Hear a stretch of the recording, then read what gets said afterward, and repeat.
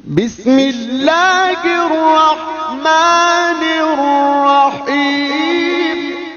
وَلَقَدْ يَسَّرْنَا الْقُرْآنَ لِلذِّكْرِ فَهَلْ مِن مُّدَّكِرٍ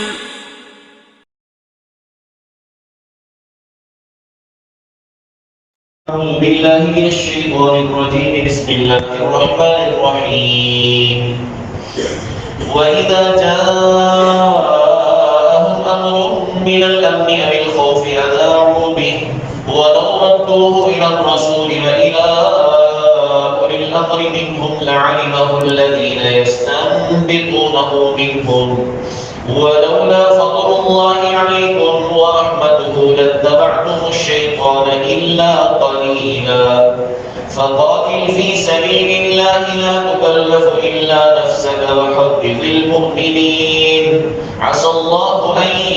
يكف بأس الذين كفروا والله أشد بأسا وأشد تنكيلا صدق الله العظيم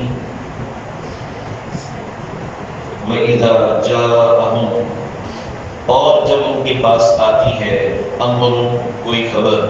کسی معاملے کی خبر من الامن او الخوف امن کی یا خوف کی اذاعوا بھی تو وہ اسے نشر کر دیتے ہیں وَلَوْ رَدُّوهُ إِلَى الرَّسُولِ اور اگر وہ اسے لوٹائیں رسول اللہ صلی اللہ علیہ وسلم کی طرف وَإِلَى أُولِي الْأَمْرِ مِنْهُمْ اور اپنے میں سے بااختیار لوگوں کی طرف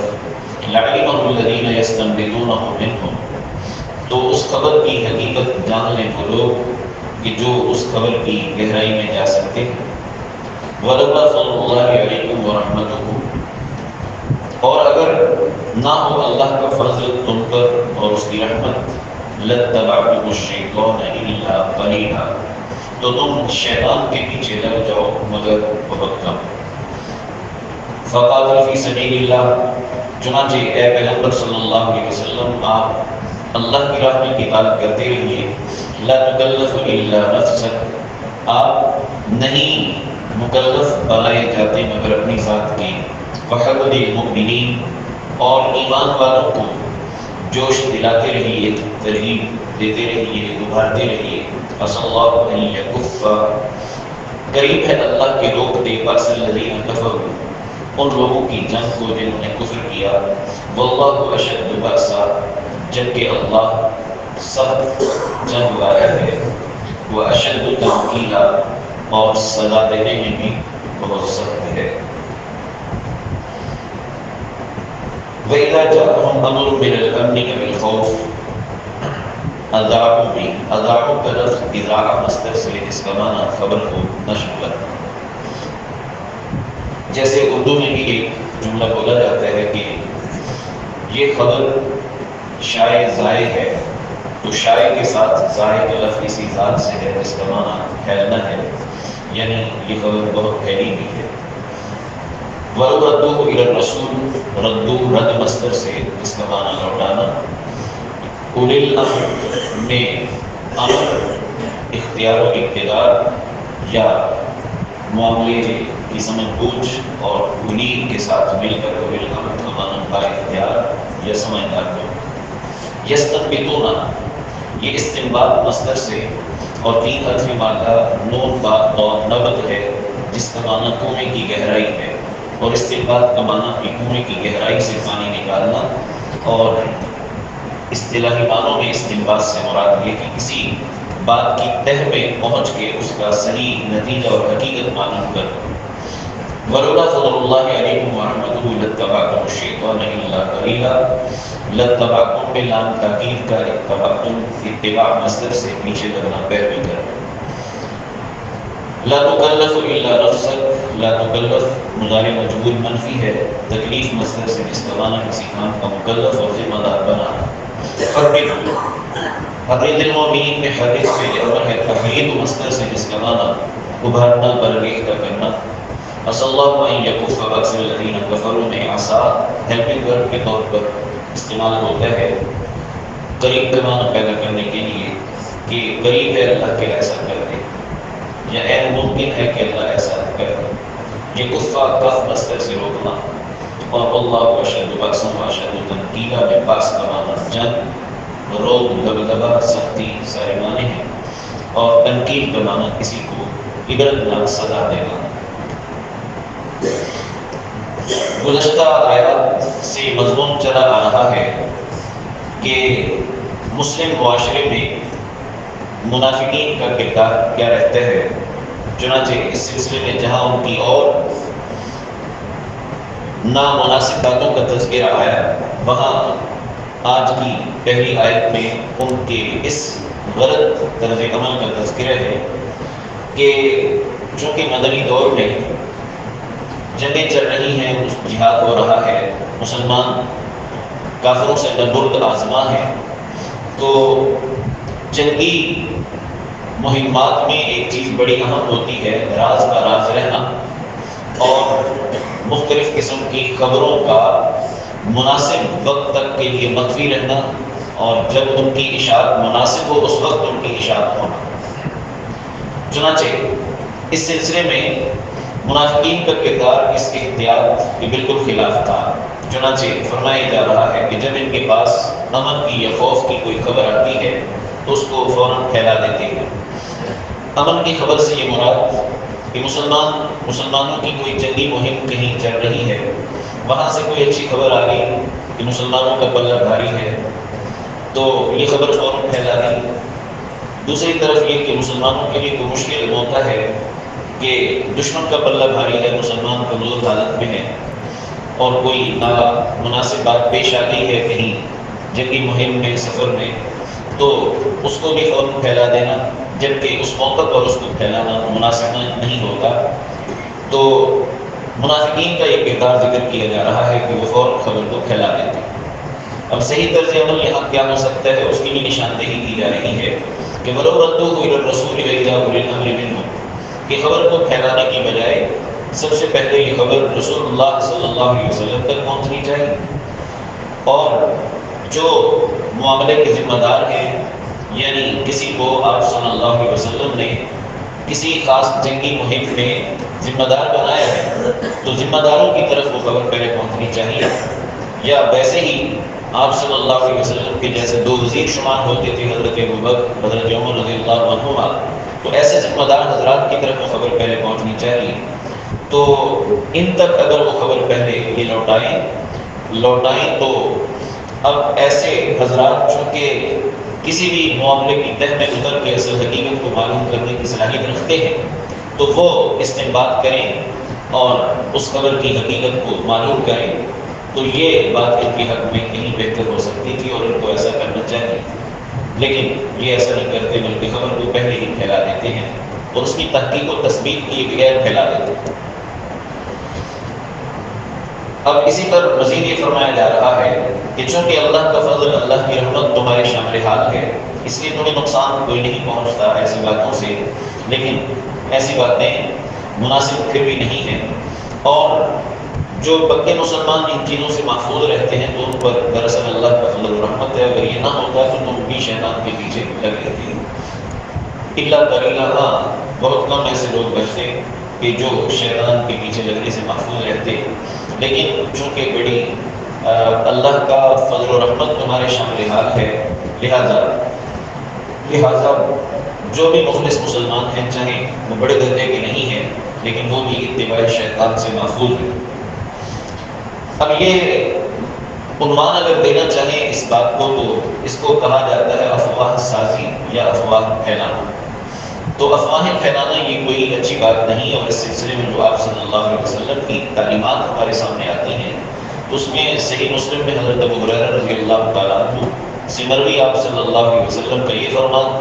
پلے باندھنے کے لائق ہے کہ کفا بالمرء کذبا ان یحدث بکل ما سمع، کہ کسی بھی آدمی کے جھوٹا قرار پانے کے لیے یہ کافی ہے کہ وہ ہر سنی سنائی بات کو آگے بیان کرتا ہے۔ تو ہر سنی سنائی بات بغیر تحقیق کے آگے نشر کر دینا، پھیلا دینا، چلا دینا، یہ ایک مسلمان کا کردار نہیں ہو سکتا۔ اسی طرح صحیح بخاری و مسلم میں آپ صلی اللہ علیہ وسلم کے حوالے سے حضرت مغیرہ بن شعبہ رضی اللہ عنہ جو کہہ رہے ہیں کہ رسول اللہ صلی اللہ علیہ وسلم نے چند چیزوں سے ہمیں منع فرمایا تو اس میں پہلی چیز ہے قیل وقال. قیل اور قال کا کیا معنی؟ قیل ماضی مجہول کا صیغہ ہے اور قال ماضی معروف کا. قیلا کا معنی یہ بات کہی گئی ہے، قال کا معنی فلاں نے کہی ہے. تو ہر قیل اور قال یعنی یہ بات کہی گئی، فلاں نے کہی، ایسا ہوا، یہ ہوا، یہ فلاں نے کہا، یہ باتیں اس انداز سے بیان کرتے چلے جانا بغیر تحقیق کے، اس سے رسول اللہ صلی اللہ علیہ وسلم نے منع فرمایا. اسی طرح ایک حدیث ہے کہ من حدث بحدیث وهو يرى انه كذب فهو احد الكاذبين، کہ ایک شخص ہے جس کے پاس کوئی بات ہے اور وہ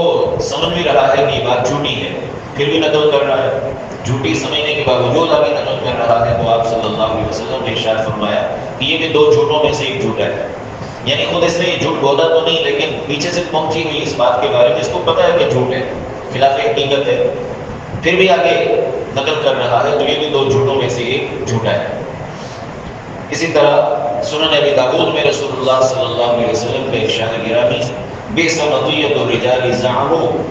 کہ آپ صلی اللہ علیہ وسلم نے ارشاد فرمایا کہ آدمی کی بڑی بری سواری ہے کلمہ زعموا. زعموا کا لفظ، زعموا کا معنی بنتا ہے کہ لوگوں کا یہ گمان ہے، لوگوں کا یہ گمان ہے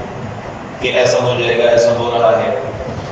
تو آپ صلی اللہ علیہ وسلم فرمانے کہ یہ کلمہ زعموا اور یہ کہہ کر کوئی بات آگے نقل کر دینا کہ لوگوں کا گمان یہ ہے،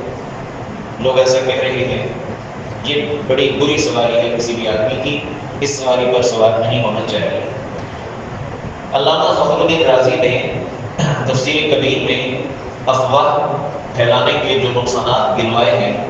تو ان میں ایک بات یہ گنوائی ہے کہ اس میں ہوتا یہ ہے کہ جس بندے کے پاس کوئی چھوٹی موٹی بات پہنچی وہ اس کے ساتھ کئی اضافے ملا دیتا ہے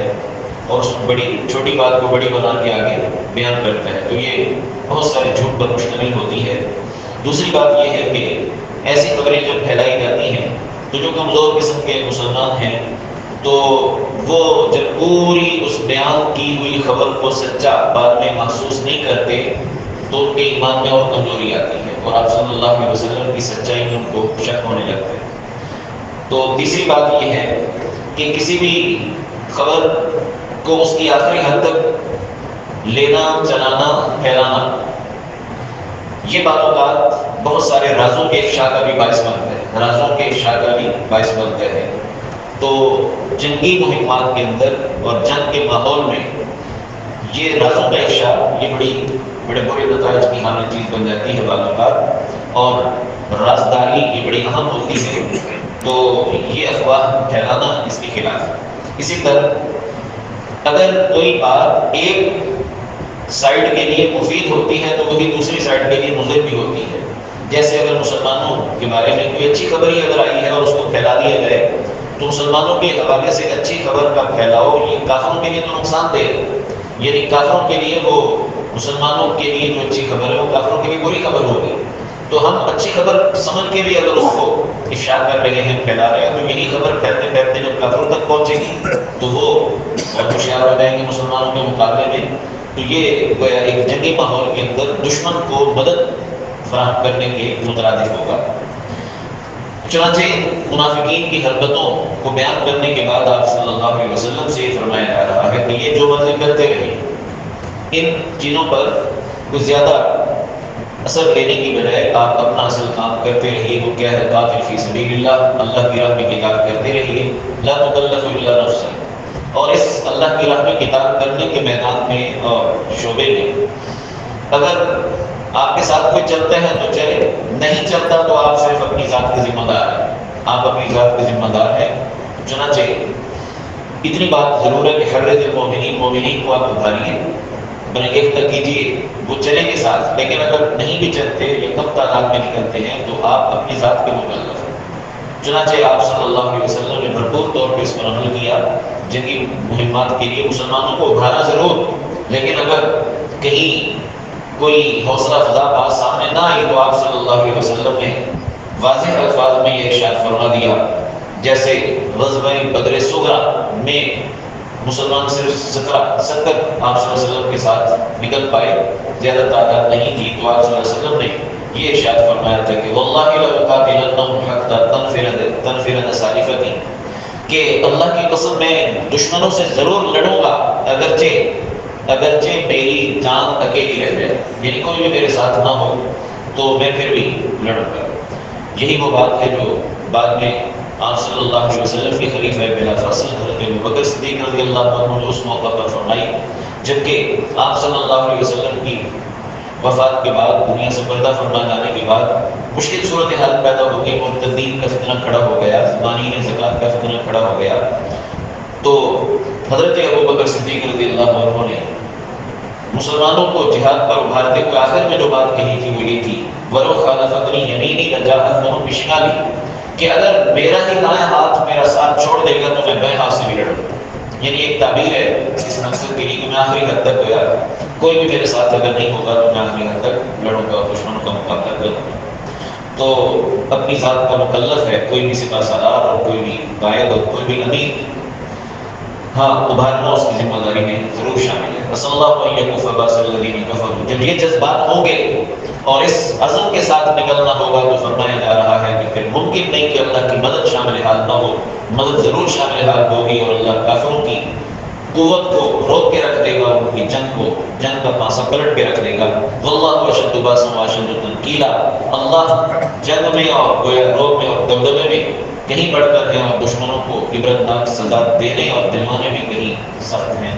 تو اس لیے فرمایا جا رہا ہے کہ اپنا کام کرتے رہیے اور منافقین کی ایسی حرکتوں پر کوئی زیادہ توجہ دینے کی ضرورت نہیں۔ الحمدللہ اللہم صلی علی محمد نبی وعلی آلہ وسلم تسلیما۔ اے ارحم الراحمین ہمارے حال پہ رحم فرمائی، یا اللہ ہمیں دین اسلام کی اشاعت میں یا اللہ اپنا حصہ لگانے کی توفیق عطا فرمائی۔ جہاں جہاں جس شکل میں دین کی خدمت ہو رہی ہے یا اللہ وہ تعلیم و تعلم کا سلسلہ ہو، دعوت و تبلیغ کا سلسلہ ہو، جہاد کا سلسلہ ہو، یا اللہ تمام سلاسل خدمت دین قبول فرمائیے۔ جس کا کام آپ کو پسند ہو ہمیں اس کا معاون بنا دیجیے۔ اے ارحم الراحمین یا ارحم الراحمین، امت مسلمہ میں جوڑ پیدا فرما دیجیے، افتراق و انتشار کو ختم فرما دیجیے۔ اے اللہ مسلمانوں کی قوت کو بڑھا دیجیے، اے اللہ غلبہ کی راہیں پیدا فرما دیجیے۔ اے ارحم الراحمین حق اور اہل حق کو غالب فرمائیے، باطل اور اہل باطل کو مغلوب فرمائیے۔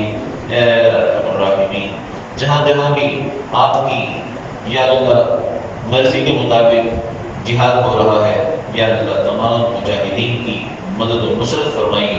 اور یا اللہ ہم کو فتوحات نصیب فرمائیے۔ ربنا تقبل منا انك انت السميع العليم وتب علينا انك انت التواب الرحيم۔ وصلى الله تعالى على خير خلقه محمد وآله واصحابه اجمعين۔